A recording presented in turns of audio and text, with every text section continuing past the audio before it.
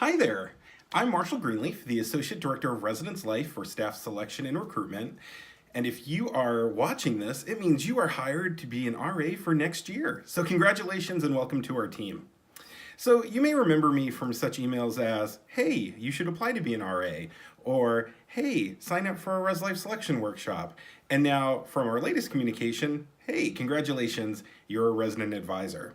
So to get the ball rolling, we want to do the best job that we can do in terms of bringing you into residence life and making sure that your start as an RA is super successful. And so as you think about joining our staff as a resident advisor, I just want to go over a few things as part of our staff onboarding and staff orientation, just to make sure that you know all the facts and you know the next steps in terms of confirming your employment.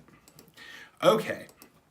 So, as you know, we do have some eligibility requirements to be a resident advisor. So this involves a 2.5 GPA, and so we need to be sure that you're meeting that 2.5 both for semester and with your cumulative GPA.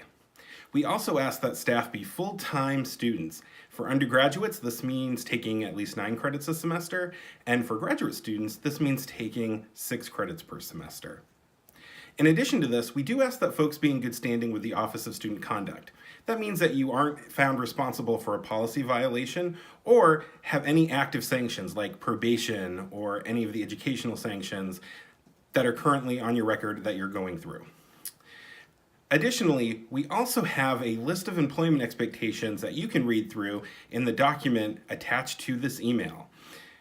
We need you to look at that and we need you to complete the form confirming that you've read the employment agreement and that you agree to all parts of it. And this includes such components as privacy and confidentiality expectations, an overview of responsibilities, outside time commitment policy, and all of that sort of thing. So it's really important that you read that. And so we need to make sure that you're doing that and then that you confirm that you've read it and that you agree to all of those employment expectations. So awesome. So your first step is going to be read that, click that you do confirm. So you can find that link in the email that I sent you to go ahead and confirm your position and your acceptance of the position. Then step number 2, we need to make sure that you're completing all of the required paperwork. This involves submitting a housing contract if you haven't already done so. And please note that our staff are held to the same expectations with that housing contract that any students are. So all of the policies, dates, requirements to live on campus, all of that's outlined in that contract, you're still responsible for as a staff member. So just make sure that you're reading through that, just like you would if you were just signing up for housing. Complete that housing application. That's in our online housing portal on the Residence Life website. We also need you to complete your new hire paperwork. So if you have never worked for the university before, meaning you've never received a paycheck, we need you to come in and fill out an I-9 employment form. This form will be completed and processed by Susan Bolduke, our employment coordinator for the office. She'll reach out to you to set up a time for you to come in and do that. If you have worked for the university, meaning you have received a paycheck from somewhere from working at the university, you don't need to do that. But we still need you to come in and complete a Corey background check. This background check is going to check your criminal history because we give you lots of access as a resident advisor. So you get access to keys, you get access to information, and you're expected to be part of our duty rotation and provide crisis on-call response. And so we need to make sure that everybody is determined to be clear from that criminal background check. So we do need you to come in and do that. Both of those will require identification.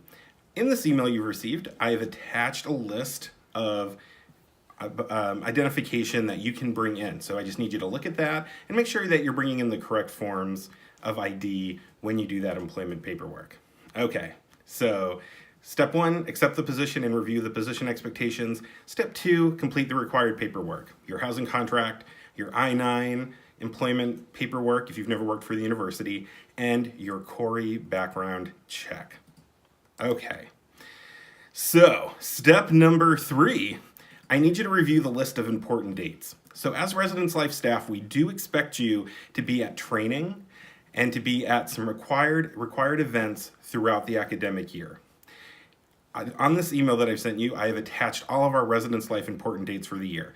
I need you to look at that and to make sure that you're putting those dates in your calendar or keeping track of those dates in whatever way works best for you. It's really important for our staff to go through training and to work at those big events.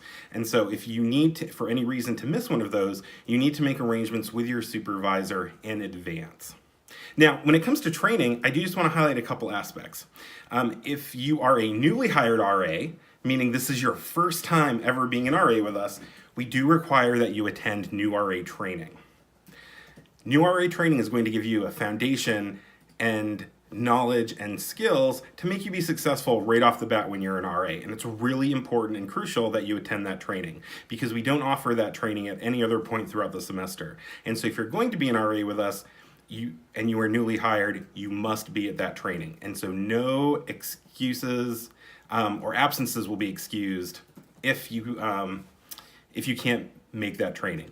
You do have the option, if you know that you definitely cannot make that new RA training, to defer your position acceptance until spring semester.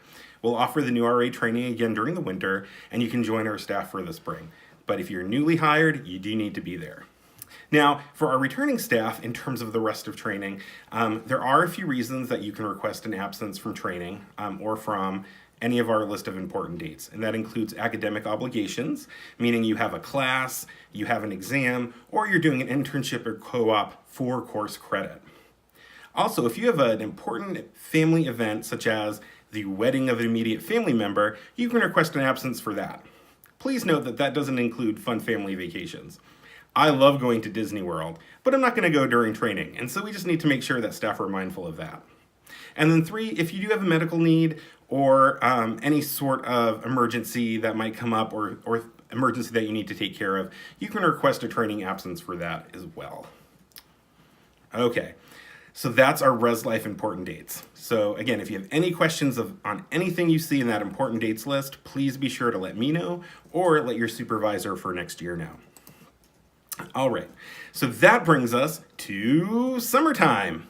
So as you go into the summer, please know that all of those expectations that are in your employment agreement and expectation form that you reviewed are still in effect over the summer. And so we just ask that staff be mindful of that and make good choices, because any sort of policy violation or any breach in that employment agreement can be grounds for being dismissed from your position. So even during the summertime. So please have lots of fun, make good choices, and have a blast and get ready for next year. Also, keep an eye on your student email. That's going to be how we communicate with you throughout the summer. So we'll send you training updates, we'll send you some fun stuff, we'll introduce any new staff that we have over the summertime. So just keep an eye on your student email. And again, be in contact if you have any sort of questions whatsoever. All right. Well, I hope that this was helpful. Again, welcome to staff. We are so excited that you're going to be joining staff. We can't wait for you to dive right in and do all sorts of good things as an RA. It's an amazing experience. It's a chance to gain some excellent leadership skills, and it's a chance to really make a difference on campus. And so congratulations on being an RA and being hired for the position. And let me know if you have questions, and we'll be in touch soon. Thanks.